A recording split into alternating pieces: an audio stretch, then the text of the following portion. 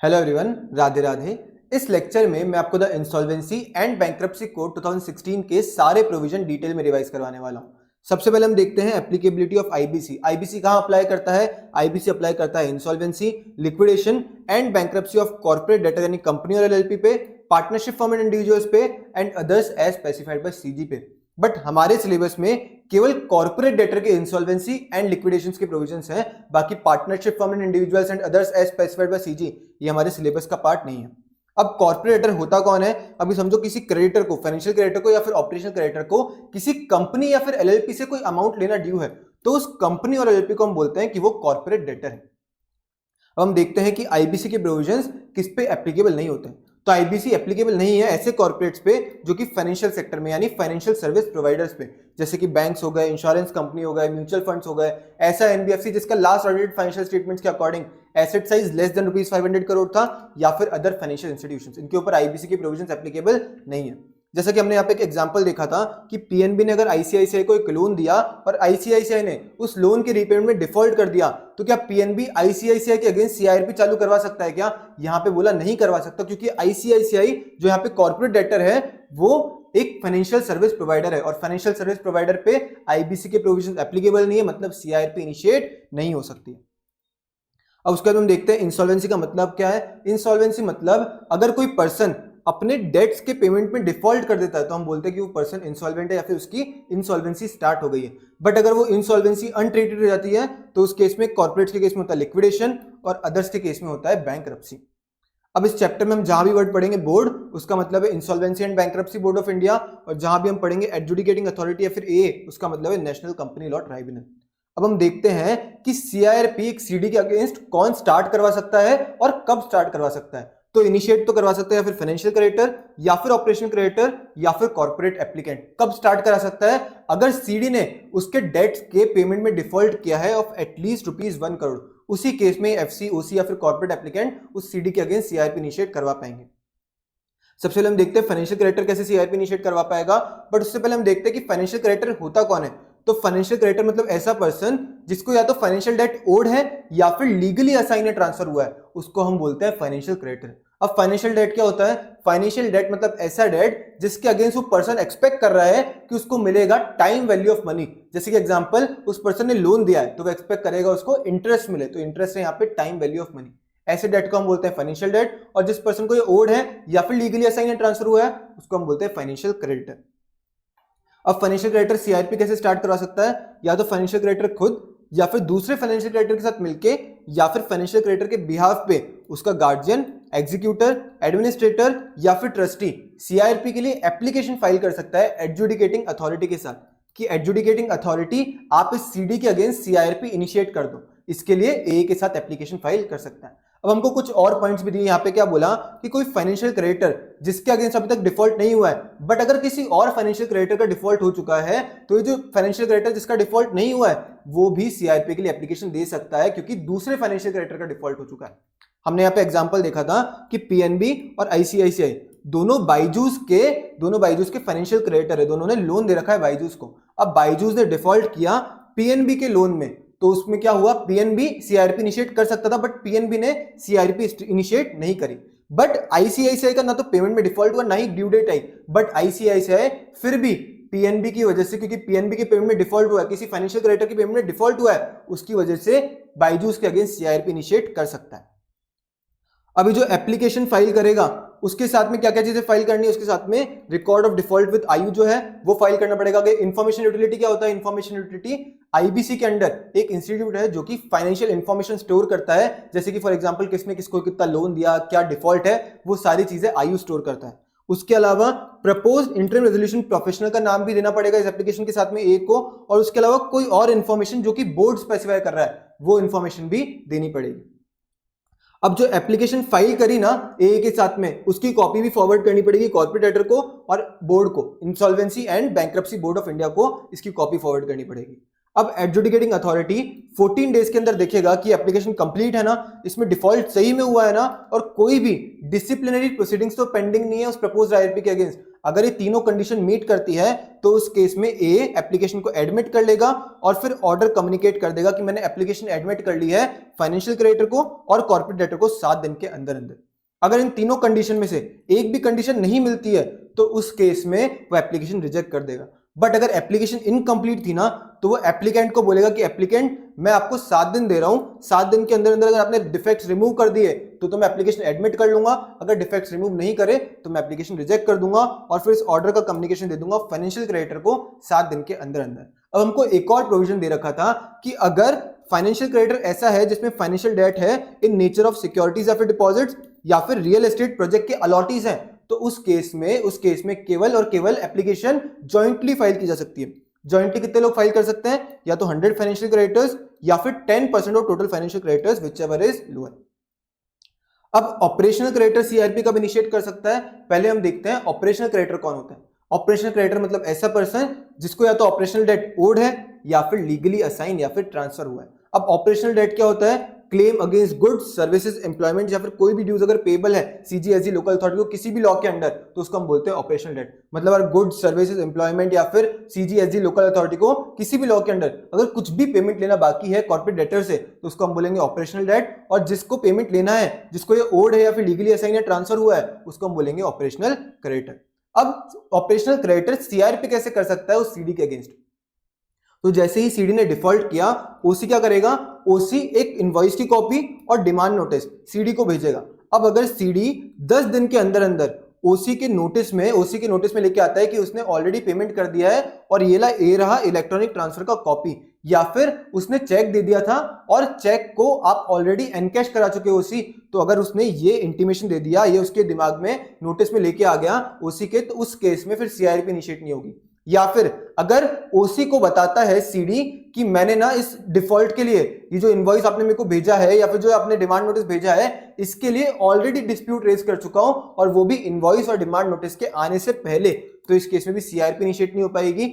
But अगर ओसी को लगता है कि जो डिस्प्यूट उसने रेज किया है ना वो फालतू है, वेग है, या फिर सीडी ने 10 दिन के अंदर अंदर रिप्लाई नहीं किया, तो उस केस में ऑपरेशनल क्रेडिटर ए के साथ में सीआरपी के लिए एप्लीकेशन फाइल कर सकता है कि ए आप इस सीडी के अगेंस्ट सीआरपी इनिशिएट कर दो। अब इस एप्लीकेशन के साथ में कुछ और डॉक्यूमेंट भी फाइल करने पड़ेंगे उसी को। क्या क्या डॉक्यूमेंट फाइल करने पड़ेंगे? रिकॉर्ड ऑफ डिफॉल्ट विद आयु अगर अवेलेबल है, तो अगर ओसी के पास अवेलेबल है तो आप दे देना, अगर अवेलेबल नहीं है तो भी कोई बात नहीं, मैंडेटरी नहीं है आपके ऊपर। उसके बाद में इनवॉइस और डिमांड नोटिस जो कि सीडी को डिलीवर किया उसकी कॉपी, और एफिडेविट कि कोई भी डिस्प्यूट का नोटिस उसको सीडी से रिसीव नहीं हुआ, और अब अगर वापस अवेलेबल है तो सर्टिफिकेट फ्रॉम फाइनेंशियल इंस्टीट्यूशन, उसका कॉपी, कौन सा फाइनेंशियल इंस्टीट्यूशन जहां पे ओसी का बैंक अकाउंट है उस फाइनेंशियल इंस्टीट्यूशन से एक सर्टिफिकेट कि सीडी से कोई भी अमाउंट रिसीव नहीं हुआ है। उसके बाद में कोई और इन्फॉर्मेशन जो बोर्ड ने स्पेसिफाई करी है, और अगर ओसी चाहे तो वो प्रपोज कर सकता है आईआरपी का नाम। हमने देखा था फाइनेंशियल क्रेडिटर में मैंडेटरी था आईआरपी का नाम देना, यहां पे मैंडेटरी नहीं है, ओसी चाहे तो देगा, ओसी चाहे तो नहीं देगा। अब ए फिर 14 डेज में देखेगा कि एप्लीकेशन कंप्लीट है ना, इनवॉइस और डिमांड नोटिस सीडी को डिलीवर कर दिया गया था ना, और अब डिस्प्यूट का कोई भी नोटिस ओसी को रिसीव नहीं हुआ है और ना ही आयु के पास कोई भी नोटिस ऑफ डिस्प्यूट है। अब उसके बाद में पेमेंट नहीं कराई सीडी ने और उसके अलावा कोई भी डिसिप्लिनरी प्रोसीडिंग्स पेंडिंग नहीं है प्रपोज्ड आईआरपी के केस में, तो उस केस में ए एप्लीकेशन एडमिट कर लेगा और ऑर्डर कम्युनिकेट कर देगा ओसी को एंड सीडी को। अगर ये इनमें से एक भी कंडीशन मीट नहीं होती है तो उस केस में वो एप्लीकेशन को रिजेक्ट कर देगा, और अगर एप्लीकेशन इनकम्प्लीट है तो उस केस में एप्लीकेंट को नोटिफाई करेगा कि एप्लीकेंट मैं आपको 7 दिन दे रहा हूं, अगर 7 दिन के अंदर अंदर आपने डिफेक्ट्स को रिमूव कर दिया तो मैं एप्लीकेशन एडमिट कर लूंगा, अगर डिफेक्ट को रिमूव नहीं करा तो उस केस में एप्लीकेशन को रिजेक्ट कर दूंगा, और रिजेक्ट करने के बाद में इस ऑर्डर को कम्युनिकेट कर दूंगा ओसी को और सीडी को। अब उसके बाद में सीआरपी कॉर्पोरेट एप्लीकेंट कैसे इनिशिएट कर सकता है? कॉर्पोरेट एप्लीकेंट कौन होता है? या तो सीडी खुद या फिर सीडी के मेंबर या फिर पार्टनर। अब सीडी अगर कंपनी है तो मेंबर, अगर एलएलपी है तो पार्टनर, या फिर ऐसा इंडिविजुअल जो कि सीडी के ऑपरेशंस का इंचार्ज है, या फिर ऐसा पर्सन जो सीडी के फाइनेंशियल अफेयर्स को कंट्रोल करता है या फिर सुपरवाइज करता है, इनको हम बोलते हैं कॉर्पोरेट एप्लीकेंट। अब कॉर्पोरेट एप्लीकेंट कैसे सीआरपी रेज कर सकता है? कॉर्पोरेट एप्लीकेंट सीडी के अगेंस्ट सीआरपी एप्लीकेशन फाइल करेगा ए को, और कौन से डॉक्यूमेंट्स देने पड़ेंगे ए को? बुक्स ऑफ अकाउंट्स और अदर डॉक्यूमेंट सीडी के, उसके अलावा प्रपोज्ड आईआरपी का नाम, और अगर कंपनी है तो स्पेशल रेजोल्यूशन, और अगर एलएलपी है तो 3/4 पार्टनर्स का consent, resolution pass bye at least 3/4 of partners of CD. ये देना पड़ेगा ए को। अब ए 14 डेज में चेक करेगा कि एप्लीकेशन कंप्लीट है ना और कोई भी डिसिप्लिनरी प्रोसीडिंग्स पेंडिंग तो नहीं ना प्रपोज्ड आईआरपी केस में। तो अगर ये दोनों कंडीशन मीट करती है तो ए एप्लीकेशन एडमिट कर लेगा और ऑर्डर कम्युनिकेट कर देगा सीडी को। अगर इन दोनों में से एक भी कंडीशन मीट नहीं करती है तो उस केस में ए एप्लीकेशन रिजेक्ट कर देगा और अगर एप्लीकेशन इनकम्प्लीट है तो एप्लीकेंट को नोटिफाई करेगा कि एप्लीकेंट मैं आपको 7 दिन दे रहा हूं, 7 दिन के अंदर अंदर इस डिफेक्ट्स को रिमूव कर देना। अगर आपने रिमूव कर दिए तो मैं एप्लीकेशन एडमिट कर लूंगा, अगर रिमूव नहीं करे तो उस केस में मैं एप्लीकेशन रिजेक्ट कर दूंगा और ऑर्डर का कम्युनिकेशन दे दूंगा कॉर्पोरेट डेटर को। अब सीआरपी कमेंस कब होता है? जिस दिन ए एप्लीकेशन एडमिट कर रहा है ना उस दिन हम बोलेंगे कि उस दिन से सीआरपी कमेंस हो गया और उस दिन को हम बोलते हैं इंसॉल्वेंसी कमेंसमेंट डेट। अब उसके बाद में सीआरपी कब स्टार्ट नहीं हो सकती सीडी के अगेंस्ट? अगर सीआरपी फाइल करने के लिए ओसी और एफसी ने एप्लीकेशन दी है, कब? अगर सीडी के अगेंस्ट ऑलरेडी पीपीआरपी चल रही है तब, तो उस केस में सीआरपी इनिशिएट नहीं हो सकती। अब ये पीपीआरपी क्या होता है? Pre package insolvency resolution process. ये रेजोल्यूशन प्रोसेस है एमएसएमईज के लिए, बेसिकली एमएसएमईज के लिए सीआरपी प्रोसेस है जो हमारे कोर्स में नहीं है। अब उसके बाद में कॉर्पोरेट एप्लीकेंट कब सीडी के अगेंस्ट सीआरपी इनिशिएट नहीं कर सकता? अगर सीडी के अगेंस्ट ऑलरेडी सीआरपी या पीपीआरपी चल रही है या फिर सीडी ने लास्ट 12 मंथ्स में सीआरपी कंप्लीट किया है या फिर रेजोल्यूशन प्लान अप्रूव किया है या फिर अप्रूव्ड रेजोल्यूशन प्लान से वायलेशन किया है या फिर सीडी लिक्विडेशन है। इन तीनों केसेस में कॉर्पोरेट एप्लीकेंट सीडी के अगेंस्ट सीआरपी इनिशिएट नहीं कर सकता। अब अगर पीपीआरपी की एप्लीकेशन फाइल हुई है ए के साथ में, सीआरपी की एप्लीकेशन फाइल होने के 14 डेज के अंदर अंदर, तो उस केस में ए पहले पीपीआरपी की एप्लीकेशन डिस्पोज करेगा और फिर सीआरपी की एप्लीकेशन डिस्पोज करेगा। अब अगर कोई भी पर्सन ए के ऑर्डर से अग्रीड है तो वो उस केस में एनसीएलटी को अप्रूव कर सकता है, एनसीएलटी को अपील कर सकता है विद इन 30 डेज। अब जैसे ही ए ने एप्लीकेशन एडमिट करी सीआरपी की, उसके बाद वो क्या करेगा? उसके बाद वो 2 ऑर्डर पास करेगा। एक तो मॉरेटोरियम डिक्लेयर करेगा और दूसरा आईआरपी को अपॉइंट करेगा और आईआरपी को बोलेगा कि आप पब्लिक अनाउंसमेंट करो सीआरपी चालू हो गई इस चीज का। अब मॉरेटोरियम क्या होता है? मॉरेटोरियम मतलब काम पीरियड, मतलब शांति का पीरियड। इस टाइम क्या होगा? मॉरेटोरियम पीरियड चालू कब होता है? जब ऑर्डर पास हुआ उस दिन से मॉरेटोरियम पीरियड चालू हो जाएगा। खत्म कब होगा? Earlier of completion of CRP, या फिर जब ए रेजोल्यूशन प्लान अप्रूव कर देता है या फिर ए जब लिक्विडेशन ऑर्डर पास करता है, जो भी अर्लियर है उस डेट को ये मॉरेटोरियम खत्म हो जाएगा। अब मॉरेटोरियम के टाइम कुछ चीजें प्रोहिबिटेड है, जैसे कि सीडी के अगेंस्ट कोई भी सूट्स या प्रोसीडिंग्स ना तो इनिशिएट की जा सकती है और अगर कोई ऑलरेडी इनिशिएटेड है तो उसको कंटिन्यू नहीं किया जा सकता। और सीडी के कोई भी एसेट्स या कोई भी लीगल राइट्स को ट्रांसफर या फिर डिस्पोज नहीं किया जा सकता। सीडी ने जो सिक्योरिटी इंटरेस्ट क्रिएट कर रखा है उसके एसेट्स पे, उसको फोरक्लोज, रिकवर या फिर एनफोर्स नहीं किया जा सकता। जैसे कि फॉर एग्जांपल कोई पेमेंट में डिफॉल्ट किया जिसपे सिक्योरिटी इंटरेस्ट था एसेट पे, उस एसेट को लेके नहीं जा सकता क्रेडिटर, उसको हम बोलते हैं एनफोर्समेंट ऑफ सिक्योरिटी इंटरेस्ट। तो सिक्योरिटी इंटरेस्ट का एनफोर्समेंट नहीं हो सकता और ना ही प्रॉपर्टी जो सीडी की ऑक्यूपाई कर रखी सीडी ने उसको ओनर या फिर लेसर रिकवर कर सकता है। अब कौन से एक्ट प्रोहिबिटेड नहीं है इस पीरियड के टाइम पे? आप श्योरिटी और गारंटर ऑफ सीडी के अगेंस्ट इनिशिएट कर सकते हो सीआरपी और उसकी प्रॉपर्टी भी अटैच कर सकते हो। ये श्योरिटी और गारंटर के अगेंस्ट क्यों इनिशिएट करेंगे सीआरपी? अब हमने यहाँ पे एग्जांपल से देखते हैं कि अभी समझो एफसी और ओसी ने सीडी को लोन दिया या फिर कोई भी अमाउंट ड्यू है। अब सीडी ने इस एफसी ओसी को बोला कि अगर मैंने पे नहीं किया ना तो मैं आपको इस श्योरिटी गारंटर दे रहा हूं, ये पे कर देगा। अब सीडी से जब पैसा मांगा एफसीओसी ने तो उसने डिफॉल्ट कर दिया। अब वो फिर गया श्योरिटी और गारंटर के पास। अब श्योरिटी और गारंटर ने मना कर दिया, उसने डिफॉल्ट कर दिया कि मैं पे नहीं कर रहा हूं, तो उस केस में इस श्योरिटी और गारंटर के अगेंस्ट सीआरपी इनिशिएट कर सकता है एफसी या फिर ओसी। अब उसके बाद हमने क्या देखा कि ये सप्लाईज टर्मिनेट या फिर सस्पेंड नहीं होनी चाहिए मॉरेटोरियम पीरियड के दौरान। कौन सी सप्लाईज? एसेंशियल गुड्स और सर्विसेज की सप्लाईज यहाँ पे टर्मिनेट या फिर सस्पेंड नहीं होनी चाहिए मॉरेटोरियम पीरियड के दौरान। एसेंशियल गुड्स और सर्विसेज मतलब जैसे इलेक्ट्रिसिटी हो गया, वाटर हो गया, इनका सस्पेंशन नहीं होना चाहिए। दूसरा, ऐसे गुड्स और सर्विसेज जो कि क्रिटिकल है किस चीज के लिए? सीडी को गोइंग कंसर्न में कंटिन्यू रखने के लिए, उन सप्लाई का, उन गुड्स और सर्विसेज की सप्लाई का सस्पेंशन या फिर टर्मिनेशन नहीं होना चाहिए। एक्सेप्ट अगर सीडी उसके रिलेटेड पेमेंट ही नहीं दे रहा है तो उस केस में आप टर्मिनेट या फिर सस्पेंड कर देना। बट अगर सीडी पेमेंट दे रहा है तो उसके खिलाफ आप फिर टर्मिनेशन या फिर सस्पेंशन नहीं कर सकते उन गुड्स और सर्विसेज का। अब appointment of IRP and it's duties. सबसे पहले हम देखते हैं एलिजिबिलिटी क्या है आईआरपी बनने के लिए। तो जो पर्सन जो आईआरपी बनना चाहता है और इंसॉल्वेंसी प्रोफेशनल एंटिटी जिसमें वो पार्टनर या फिर डायरेक्टर, उसके बाकी सारे पार्टनर्स और डायरेक्टर्स सीडी से इंडिपेंडेंट होने चाहिए, मतलब रिलेटेड पार्टी नहीं होनी चाहिए सीडी के। और जो इंडिपेंडेंट डायरेक्टर का जो एलिजिबिलिटी क्राइटेरिया देखा था हमने सेक्शन 149 में, उससे मीट करने चाहिए। और किसी ऐसे फर्म के एम्प्लॉय, पार्टनर या प्रोप्राइटर नहीं होने चाहिए लास्ट 3 फाइनेंशियल ईयर में जो कि सीडी की ऑडिटर, सीएस या फिर कॉस्ट ऑडिटर है, या फिर कोई ऐसी लीगल या कंसल्टिंग फर्म जिसका ग्रॉस टर्नओवर का एटलीस्ट 5% का ट्रांजैक्शन हो रखा है कॉर्पोरेट डेटर के साथ में। अब हम डिस्कस करते हैं आईआरपी का अपॉइंटमेंट। आईआरपी अपॉइंट कौन करेगा? Adjudicating authority. किसको अपॉइंट करेगी? अब जब एप्लीकेशन दी गई थी तब अगर एप्लीकेशन में नाम प्रपोज किया गया था आईआरपी का, हम पहले चेक करेंगे उस आईआरपी के अगेंस्ट कोई डिसिप्लिनरी प्रोसीडिंग्स तो पेंडिंग नहीं है ना, और फिर उस आईआरपी से एक रिटन कम्युनिकेशन लेंगे कि आप बनना चाहते हो ना आईआरपी। इन दोनों चीजों के बाद में फिर उस पर्सन को आईआरपी बना दिया जाएगा। अब अगर एप्लीकेशन में नाम नहीं दिया है, किस केस में पॉसिबल है? ये केवल और केवल ओसी वाले केस में पॉसिबल है। वो अगर नाम नहीं देंगे तो भी चलेगा, बाकी एफसी और कॉर्पोरेट एप्लीकेंट में तो मैंडेटरी था कि उनको आईआरपी का नाम देना पड़ेगा। अब अगर एप्लीकेशन में नाम नहीं दिया हुआ तो ए बोर्ड को बोलेगा कि बोर्ड आप नाम रिकमेंड करो कि हम किसको आईआरपी अपॉइंट करें, और फिर बोर्ड नाम रिकमेंड करेगा 10 दिन के अंदर अंदर, और जिसका नाम रिकमेंड करा उसको अपॉइंट कर लिया जाएगा एज आईआरपी। अब आईआरपी जैसे ही अपॉइंट हुआ वो दो काम करेगा। एक तो एक पब्लिक अनाउंसमेंट करेगा उसके अपॉइंटमेंट के 3 डेज के अंदर अंदर, और उसके अलावा वो सीओसी कंस्टिट्यूट करेगा। सबसे पहले हम देखते हैं पब्लिक अनाउंसमेंट क्या करेगा।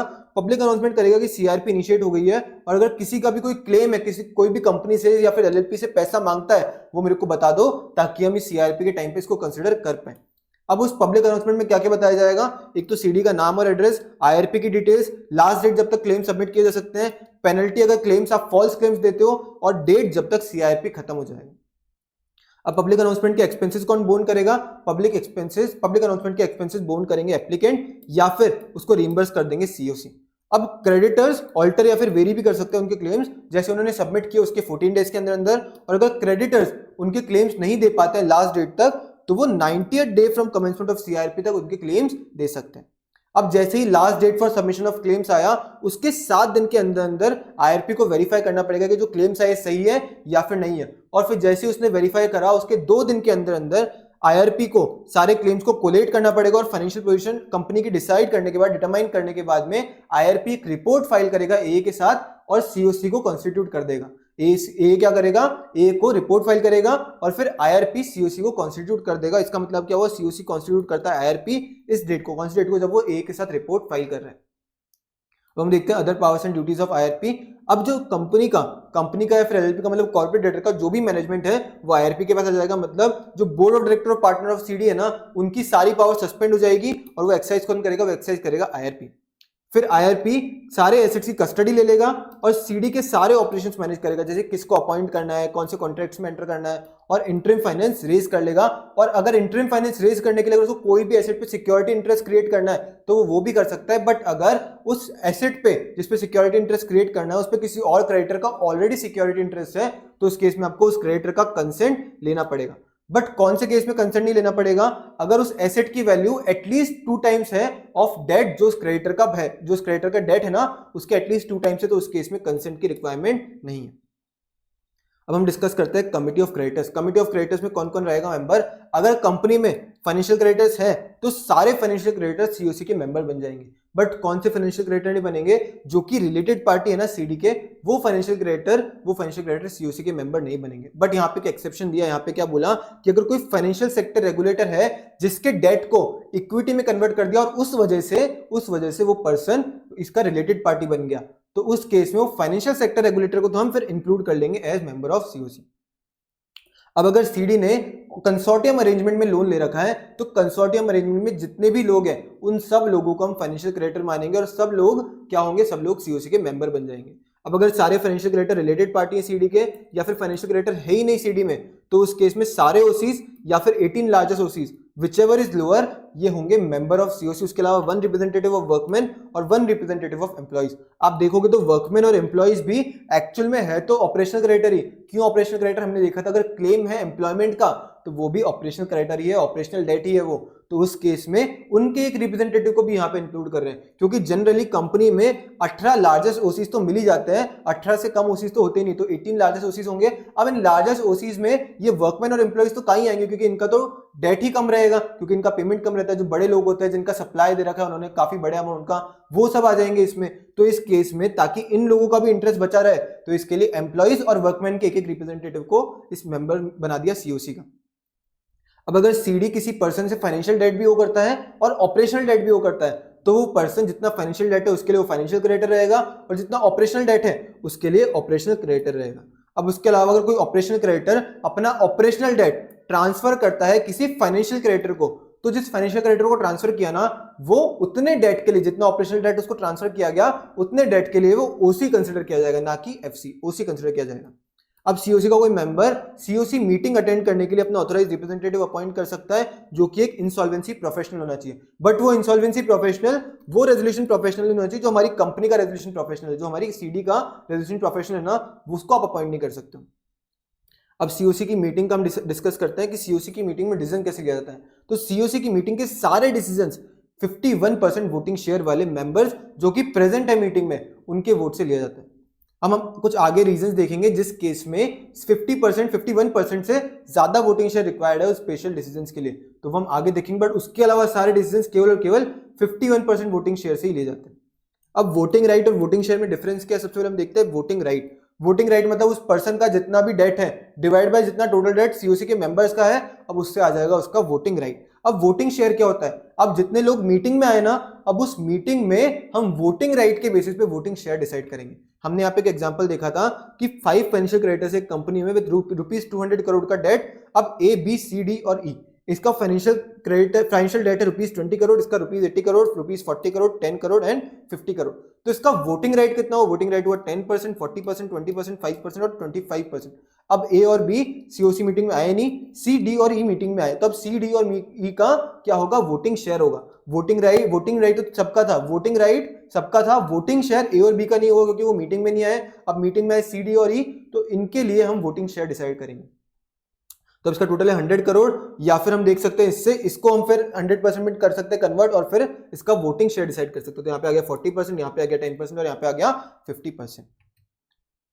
ये होता है वोटिंग शेयर। अब हम डिस्कस करते हैं फर्स्ट मीटिंग ऑफ सीओसी कौन कराता है। तो फर्स्ट मीटिंग ऑफ सीओसी कराता है आईआरपी, और उस फर्स्ट मीटिंग ऑफ सीओसी को कब तक कराना पड़ेगा, जैसे ही सीओसी कंस्टिट्यूट हुआ उसके 7 दिन के अंदर अंदर, और सीओसी उस फर्स्ट मीटिंग में ही आरपी को अपॉइंट करता है, आरपी को यानी रेजोल्यूशन प्रोफेशनल को। अब फर्दर मीटिंग कौन कराता है, अब एक बार आरपी अपॉइंट हो गया फर्स्ट मीटिंग में, उसके बाद सारी फर्दर मीटिंग आरपी को करानी, कब करानी, जब उसको नेसेसरी लगता है तब, या फिर अगर उसको रिक्वेस्ट रिसीव हुई है 33% वोटिंग राइट वाले मेंबर से, तो उस केस में उसको मीटिंग बुलानी पड़ेगी, सीओसी मीटिंग। अब मीटिंग का नोटिस आरपी को कब तक भेजना पड़ेगा, एटलीस्ट 5 डेज बिफोर मीटिंग। किस किस को भेजना पड़ेगा, एक तो सीएससी के मेंबर्स को और उनके ऑथराइज रिप्रेजेंटेटिव को, उसके अलावा जो बोर्ड ऑफ डायरेक्टर या फिर पार्टनर्स है ना सीडी के, थे पार्टनर्स जिनकी पावर सस्पेंड हो गई उनको, और उसके अलावा ओसीज को, उनके रिप्रेजेंटेटिव को। अगर ओसी का due at least 10% of total due है, उस केस में ओसी को और उनके रिप्रेजेंटेटिव को भी नोटिस देना पड़ेगा at least 5 days before meeting. But यहाँ पे हमको बोला कि अगर बोर्ड डायरेक्टर और पार्टनर ऑफ सीडी या फिर ओसी या फिर उसके रिप्रेजेंटेटिव मीटिंग में आते तो अच्छी बात है, नहीं आते तो कुछ भी फर्क नहीं पड़ने वाला है, मीटिंग में कुछ भी फर्क नहीं पड़ेगा। अब सीओसी चाहे तो इस नोटिस पीरियड को रिड्यूस कर सकता है 5 डेज से 24 आवर्स तक, बट अगर मीटिंग में कोई रिप्रेजेंटेटिव आने वाला है तो उस केस में मैक्सिमम 48 आवर्स तक ही रिड्यूस कर पाएगा। अब मीटिंग का कोरम क्या रहेगा, मेंबर्स जिनके पास एटलीस्ट 33% वोटिंग राइट है, और अगर कोरम मीट नहीं होता है तो उस केस में मीटिंग एडजर्न हो जाएगी नेक्स्ट डे पे at same time and place. हम हमेशा कंपनीज एक्ट में क्या देख रहे थे, नेक्स्ट वीक, यहाँ पे क्या देख रहे हैं, next day at same time and place. मतलब अगर मंडे को मीटिंग थी, अगर मंडे में कोरम नहीं आया तो वो ट्यूसडे को शिफ्ट हो जाएगी, ना कि नेक्स्ट वीक के मंडे को, जस्ट नेक्स्ट डे पे शिफ्ट हो जाएगी। और एडजर्न मीटिंग में जितने भी लोग आए हम मान लेंगे कि उतने नंबर ऑफ मेंबर्स ने कोरम मीट कर लिया और मीटिंग कंटिन्यू हो जाएगी। अब डिस्कस करते हैं रेजोल्यूशन प्रोफेशनल एंड उनकी ड्यूटीज। तो रेजोल्यूशन प्रोफेशनल अपॉइंट कैसे होता है, रेजोल्यूशन प्रोफेशनल अपॉइंट होता है सीओसी की फर्स्ट मीटिंग में, जो कि होनी चाहिए within 30 days of insolvency commencement date. अब कैसे होंगे आरपी अपॉइंट होगा by at least 66% voting share. Voting share मतलब जितने लोग मीटिंग में आए हैं उनकी वोटिंग के हिसाब से 66% वोटिंग शेयर से आरपी अपॉइंट होगा। अब अगर आईआरपी को ही आरपी कंटिन्यू कर रहे हैं तो उस केस में आईआरपी का रिटन कंसेंट देना पड़ेगा आईआरपी को कि मैं एज आरपी बनना चाहता हूं। उस केस में फिर सीओसी कम्युनिकेट कर देगा उसका डिसीजन आईआरपी को, सीडी को और ए को। और अगर आईआरपी को रिप्लेस करके किसी और जने को आरपी लेके आ रहे हो तो उस केस में सीओसी को उस ए के साथ एप्लीकेशन फाइल करना पड़ेगा कि ए मैं किसी और पर्सन को आरपी बनाना चाहता हूं, और साथ में उस प्रपोज्ड आरपी का रिटन कंसेंट भी देना पड़ेगा। अब फिर ए नाम फॉरवर्ड करेगा बोर्ड को यानी आईबीबीआई को। अगर बोर्ड कंफर्म कर देता नाम 10 दिन के अंदर अंदर तो ए अपॉइंट कर लेगा उस पर्सन को एज आरपी। अगर बोर्ड कंफर्म नहीं करता है तो उस केस में जो आईआरपी था ना, उस आईआरपी को बोला जाएगा कि जब तक बोर्ड कंफर्म कर रहा है नाम तब तक आप ही कंटिन्यू करो एज आरपी। उसके बाद में आरपी की एलिजिबिलिटी सेम है जो आईआरपी की देखी थी हमने, और उसके अलावा फीस ऑफ आरपी और cost of running business of CD को हम सीआईआरपी कॉस्ट बोलते हैं। अब जैसे आईआरपी से नया आईआरपी अपॉइंट हुआ, क्या आरपी भी चेंज होकर नया आरपी आ सकता है? क्या यहाँ पे बोला आ सकता है। सीओसी अपनी किसी भी मीटिंग में आरपी चेंज कर सकता है, रिप्लेस कर सकता है आरपी किसी नए आरपी से। किस तरीके से? जैसे आईआरपी को रिप्लेस करके नए आरपी को लेके आए, उसी तरीके से एक आरपी को हटा के दूसरे आरपी को लेके आ सकते हो। बट अगर दूसरे आरपी, जिस नए आरपी को लेके आ रहे हो, अगर उसके अगेंस्ट कोई डिसिप्लिनरी प्रोसीडिंग्स चल रही है, तो उस केस में जो एग्जिस्टिंग आरपी है ना, वो ही कंटिन्यू करेगा, फिर वो ही कंटिन्यू करेगा। अब आरपी की ड्यूटीज क्या है? सेम पावर्स और ड्यूटीज है जो आईआरपी की है। उसको अपडेटेड क्लेम्स की लिस्ट मेंटेन रखनी है, उसको फर्दर मीटिंग ऑफ सीओसी करानी है, और अगर उसको लगता है नेसेसरी है तो अगर एटलीस्ट 33% वोटिंग राइट वाले मेंबर्स अगर उसको कोई प्रपोजल रखने के लिए बोल रहे हैं सीओसी मीटिंग के सामने, और अगर उसको लगता है सही है, तो उसी केस में उसको सीओसी मीटिंग में रखना है। बट ऐसा नहीं कि अगर 33% वोटिंग राइट वाले मेंबर्स ने बोला तो उसको रखना ही पड़ेगा। यहाँ पे उसकी मर्जी है, वो रखना चाहे तो रखेगा, नहीं रखना चाहे तो नहीं रखेगा। बट अगर सीओसी ने financial information related to CD मांगा, किससे? आरपी से, तो आरपी को वो फर्निश करना पड़ेगा विद इन 7 डेज, जब सीओसी ने बोला उसके। अब आरपी और क्या करेगा? इंफॉर्मेशन मेमोरेंडम बनाएगा ताकि वो रेजोल्यूशन एप्लीकेंट को इनवाइट कर सके कि आप आओ और आपका रेजोल्यूशन प्लान सबमिट करो। अब हमको कुछ एक्शंस बताए हुए जो कि आरपी तभी कर सकता है जब उसको अप्रूवल मिला हुआ है सीओसी मीटिंग में बाय एटलीस्ट 66% वोटिंग शेयर वाले मेंबर से। जैसे ये फर्स्ट वाला है कि डेलीगेट कर सकता है वो अपनी अथॉरिटी दूसरे पर्सन को, मतलब आरपी की ड्यूटी वो किसी और पर्सन को बोल सकता है कि मेरी ड्यूटी तू कर, उसके लिए उसको सीओसी मीटिंग में एटलीस्ट 66% वोटिंग शेयर वाले मेंबर से अप्रूवल चाहिएगा। या फिर अगर वो सीडी के कॉन्स्टिट्यूशनल डॉक्यूमेंट्स को अमेंड करना चाहता है, जैसे कि फॉर एग्जांपल एमओए या फिर एओए को, या फिर वो सीडी का कैपिटल स्ट्रक्चर या फिर ओनरशिप इंटरेस्ट चेंज करना चाहता है, या फिर वो शेयर्स, सीडी के शेयर्स को डिस्पोज करना चाहता है थर्ड पार्टी को, या फिर किसी पर्सन को परमिट करना चाहता है कि आप डिस्पोज कर सकते हो थर्ड पार्टी को, या फिर अगर वो सीडी के मैनेजमेंट में या फिर उसकी सब्सिडरी के मैनेजमेंट में चेंज करना चाहता है, या फिर अगर वो किसी पर्सनल, किसी एम्प्लॉय के या फिर सीडी के ऑडिटर के अपॉइंटमेंट में चेंज करना चाहता है, या फिर रिलेटेड पार्टी ट्रांजैक्शन में एंटर करना चाहता है, या फिर सीडी के राइट और डेट ट्रांसफर करना चाहता है, या फिर सिक्योरिटी इंटरेस्ट क्रिएट करना चाहता है सीडी के एसेट्स पे, या फिर इंटरिम फाइनेंस रेज करना चाहता है in excess of amount decide by COC. COC जितना अमाउंट बोला हुआ है, अगर उसके एक्सेस में आपको इंटरिम फाइनेंस रेज करना है तो आपको सीओसी का अप्रूवल चाहिए। या फिर अगर वो फाइनेंशियल इंस्टीट्यूशन को इंस्ट्रक्शन देना चाहता है डेबिट ट्रांजैक्शन के लिए कितने अमाउंट के, इन एक्सेस ऑफ जो सीओसी ने डिसाइड कर रखा है, उस केस में भी आपको सीओसी का अप्रूवल चाहिएगा। अब अगर कोई आरपी बिना सीओसी के अप्रूवल लिए इन ट्रांजैक्शंस में एंटर करता है, तो जो आरपी है उसके वो जो सारे जिसने वो एक्शंस करे वो वॉइड रहेंगे, और जो सीओसी है वो बोर्ड को रिपोर्ट कर सकता है और बोर्ड को बोल सकता है कि आप इस आरपी के अगेंस्ट नेसेसरी एक्शंस लो। हम डिस्कस करते हैं रेजोल्यूशन प्लान। रेजोल्यूशन प्लान क्या होता है? ऐसा प्लान जो कि इंसॉल्वेंसी को रिजॉल्व करने के लिए बनाया जाता है। अब आरपी जैसी पब्लिक अनाउंसमेंट करा उसने, उसके 92 डेज के अंदर अंदर इंफॉर्मेशन मेमोरेंडम बनाएगा ताकि रेजोल्यूशन प्लान बनाया जा सके। इंफॉर्मेशन मेमोरेंडम में क्या होता है? सारी डिटेल्स जिसकी हेल्प से रेजोल्यूशन प्लान बनाया जा सकता है, और फिर वो 10 दिन के अंदर अंदर इनवाइट करेगा कि रेजोल्यूशन एप्लीकेंट्स आप अपना रेजोल्यूशन प्लान सबमिट करो, और जो रेजोल्यूशन प्लान आप सबमिट कर रहे हो ना, वो इंफॉर्मेशन मेमोरेंडम के हिसाब से होना चाहिए, और अब कॉन्फिडेंशियलिटी मेंटेन करना, जो भी मैंने आपको इन्फॉर्मेशन दी है उसकी। अब फिर रेजोल्यूशन एप्लीकेंट अपने रेजोल्यूशन प्लान सबमिट करेंगे, और साथ में एक एफिडेविट भी सबमिट करेंगे कि वो एलिजिबल है रेजोल्यूशन एप्लीकेंट बनने के लिए, और फिर आरपी देखेगा कि सारे रेजोल्यूशन प्लान 30 सबसेक्शन 2 से कंडीशन से मीट करते हैं या फिर नहीं करते हैं। 30 सबसेक्शन 2 में क्या कंडीशन दी हुई है कि सीआरपी कॉस्ट का पेमेंट बाकी डेट्स की पेमेंट की प्रायोरिटी में हो रहा है। दूसरा, ओसी और एफसी को एटलीस्ट उतना पेमेंट तो मिल रहा है जितना उनको लिक्विडेशन में मिलता। थर्ड, जो सीडी के रेजोल्यूशन प्लान के अप्रूवल के बाद में मैनेज कैसे होंगे उसके अफेयर्स, उसके बारे में बता रखा है, और ये रेजोल्यूशन प्लान कैसे इंप्लीमेंट होगा और कैसे सुपरवाइज किया जाएगा। उसके अलावा ये जो रेजोल्यूशन प्लान है वो किसी भी लॉ के कोई भी प्रोविजन से कॉन्ट्रावेंशन नहीं कर रहा है, और जो बोर्ड ने अदर रिक्वायरमेंट बताई है उससे भी मीट कर रहा है, उसको भी कॉन्फर्म कर रहा है। अब ये आरपी सारे रेजोल्यूशन प्लान जो कि मीट कर रहे हैं 30 सबसेक्शन 2 से, उसको प्रेजेंट करेगा सीओसी के पास अप्रूवल के लिए। अब सीओसी एक रेजोल्यूशन प्लान को अप्रूव करेगा बाय एटलीस्ट 66% वोटिंग शेयर मतलब जितने मेंबर्स मीटिंग में प्रेजेंट है उसके। अब क्या रेजोल्यूशन एप्लीकेंट उस मीटिंग में आ सकते हैं क्या जिस मीटिंग में ये रेजोल्यूशन प्लान डिस्कस होगा? यहाँ पे बोला वो आ सकते हैं, बट वोट नहीं कर पाएंगे। वोट नहीं कर पाएंगे इसका मतलब क्या हुआ? अगर वो आए मीटिंग में तो वो उस रेजोल्यूशन प्लान को अप्रूव करने के लिए वोट नहीं कर पाएंगे, बट अगर वो पर्सन जो रेजोल्यूशन एप्लीकेंट है वो सीओसी का मेंबर है ऑलरेडी, तो उस केस में फिर वो वोट कर पाएगा, उस केस में प्रॉब्लम नहीं।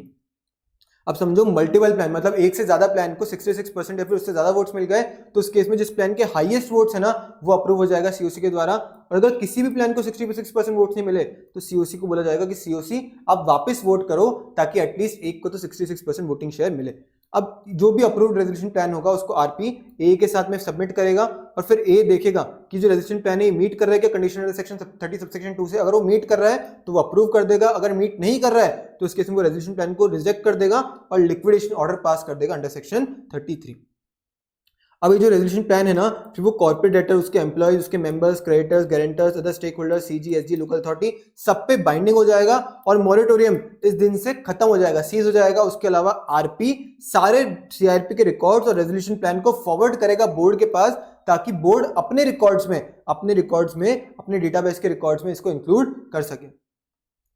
अब कोई पर्सन को लगता है कि कंडीशन मीट नहीं करता resolution plan under section 30 subsection 2, या फिर आरपी ने मटेरियल इरेगुलरिटी करी है उसकी पावर्स की एक्सरसाइज में। मटेरियल इरेगुलरिटी मतलब कुछ ना कुछ गड़बड़ कर रहा है आरपी उसकी पावर्स की एक्सरसाइज में, तो उस केस में जो पर्सन अग्रीव्ड है ना, वो अपील कर सकता है इस ए के ऑर्डर के अगेंस्ट में।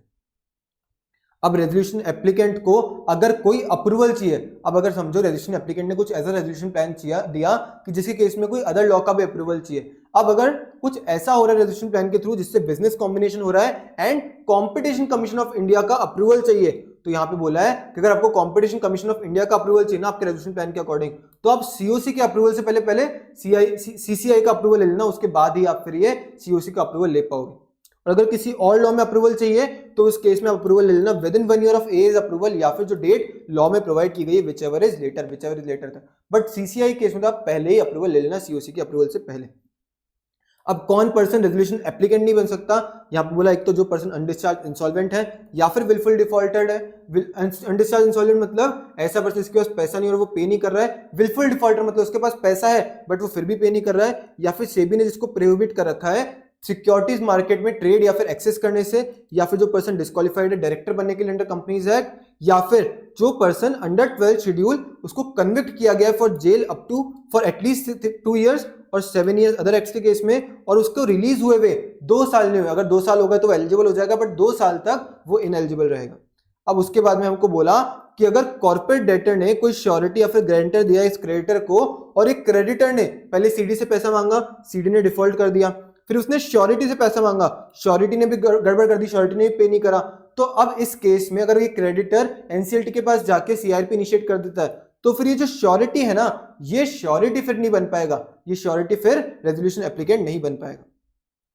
उसके बाद में सीडी जिसमें प्रेफरेंशियल, अंडरवैल्यूड, फ्रॉडलेंट या फिर एक्सटॉर्शनेट ट्रांजैक्शन हो रखे हैं, उसके जो प्रमोटर या फिर मैनेजमेंट या कंट्रोल में जो लोग हैं वो रजिस्ट्रेशन एप्लीकेंट नहीं बन पाएंगे, या फिर कोई ऐसा पर्सन जिसका खुद का अकाउंट या फिर उसके सीडी का जिसमें वो प्रमोटर या फिर मैनेजमेंट या फिर कंट्रोल में है, उस सीडी का अकाउंट एनपीए है लास्ट 1 ईयर से। लास्ट 1 ईयर कब तक देखेंगे हम? लास्ट 1 ईयर देखेंगे कमेंसमेंट ऑफ सीआरपी, मतलब इंसॉल्वेंसी कमेंसमेंट डेट तक। अब इसके हमको 2 एक्सेप्शन दे रखे हैं। सबसे पहला कि अगर जो पर्सन है वो फाइनेंशियल एंटिटी और रिलेटेड पार्टी नहीं है सीडी का, तो उस केस में कोई प्रॉब्लम नहीं है, या फिर अगर वो पर्सन रेजोल्यूशन प्लान सबमिट करने से पहले अपने सारे ओवरड्यू अमाउंट पे कर देता है, तो उस केस में भी वो रेजोल्यूशन एप्लीकेंट बन सकता है।